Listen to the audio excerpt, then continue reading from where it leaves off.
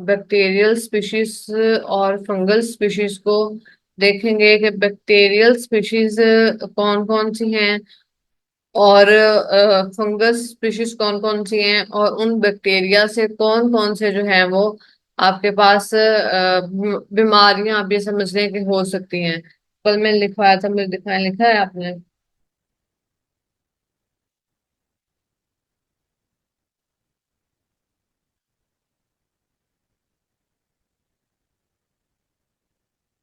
जो नोट्स मैंने कल बनवाए थे,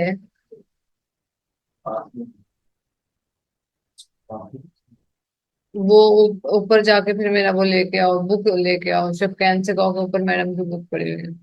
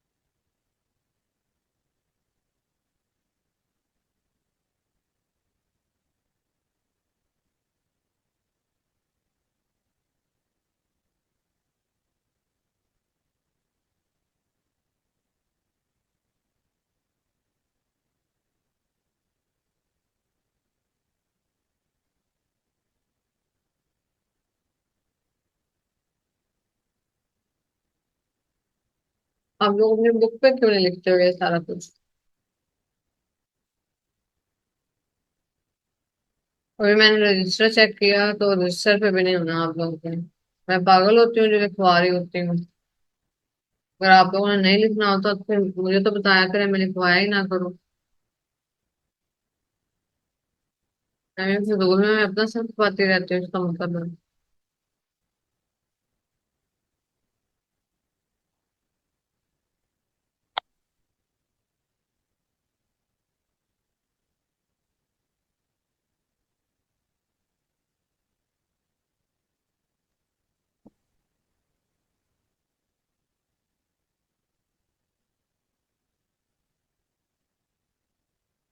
जी, हम लोग बैक्टीरियल स्पीशीज पे थे।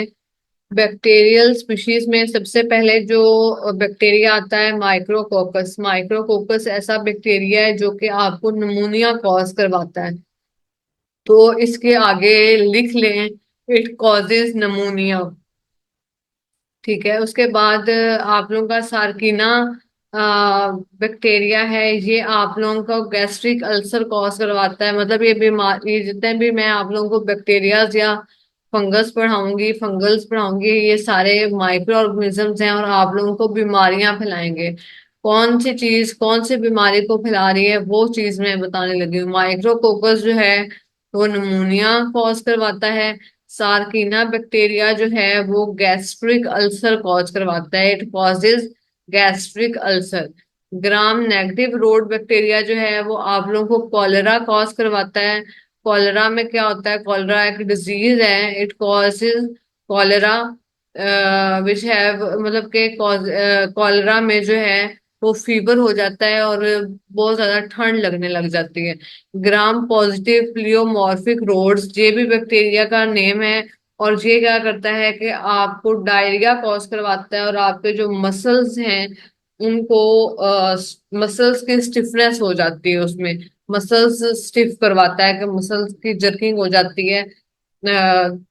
दूसरी बात ये है कि जो एरोबिक स्पोर फॉर्मर है वो क्या करता है कि वो आपको फूड पॉइजनिंग कॉज करवाता है। जब स्पोर्स फैलते हैं तो एक मौसम ऐसा आता है कि आप लोगों की हर बंदे को ही हैजा हो रहा होता है, हर बंदे को ही जो है वो फूड पॉइजनिंग हो रही होती है। बेसिकली स्पोर्स जो है वो हवा में होते हैं जिनकी वजह से फूड पॉइजनिंग होती है। तो वो कौन से स्पोर्स होते हैं, एरोबिक स्पोर फॉर्मर्स होते हैं। फंगल स्पीशीज में क्लैडोस्पोरियम है। क्लैडोस्पोरियम ऐसा फंगल है जो कि आप लोगों की आई इंफेक्शन कॉज करवाता है।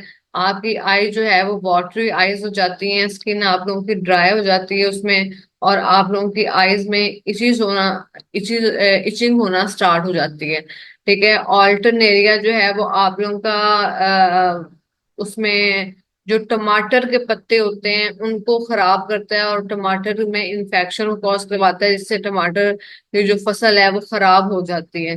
ठीक है। टमाटर की फसल को स्पॉइल कर देता है। It spoils tomato leaves and destroy the tomato crops. ये आगे लिख लें। पुलोलेरिया पुलोलेरिया जो है वो आप लोगों की आई की इन्फेक्शन करवाता है, स्किन में इन्फेक्शन करवाता है और आपके नेल्स में इन्फेक्शन करवाता है। ये ऐसा फंगस है, अक्सर नेल्स में फंगस हो जाती है मतलब कि ग्रीन ग्रीन कलर की और ब्लू ब्लू कलर की। तो वो बेसिकली ये ब्लूलेरिया फंगस होती है जो कि आपके स्किन में नेल्स में होती है। और अगर आपके ये आप अगर आप देखो भदरियां टाइप सी बन जाती हैं स्किन में, और बालों में भी भदरियां टाइप से बहुत ज्यादा वो हेयर डैंड्रफ होके ना, तो उसमें भदरियां टाइप सी बन जाती हैं, तो वो इस फंगस की वजह से बनती हैं। पेनिसिलियम जो है वो आप लोगों के लिवर की स्वेलिंग करवा, अगर पेनिसिलियम फंगस आपको हो गया तो आपके लिवर में स्वेलिंग स्वेलिंग हो जाएगी और आपके स्प्लीन में स्वेलिंग हो जाएगी। मतलब जिगर और तिली में जो है वो स्वेलिंग होना स्टार्ट हो जाएगी। बेटराइटिस जो है वो आप लोगों का ऐसा फंगस है जो कि आप लोगों के ह्यूमन लंग्स को क्या करता है, इफेक्ट करता है, ह्यूमन लंग्स में बीमारियां फैलाता है। उसके बाद आप लोगों के जो शुगर बीट है, ये जो स्टेम फाइलम है, ये आप लोगों के जो शुगर बीट होती है ना, शकरकंदी जो होती है उसके उसमें भी बीमारी फैलाता है। और उसमें जब बीमारी फैलाता है तो डेफिनेटली वो उसकी जो फसल है वो खराब हो जाती है। तो ये कुछ फंगस और कुछ बैक्टीरिया थे जो कि मैंने बताया कि कौन से बैक्टीरिया और कौन सी फंगस स्पीशीज है वो कौन सी बीमारियां फैला रहे हैं।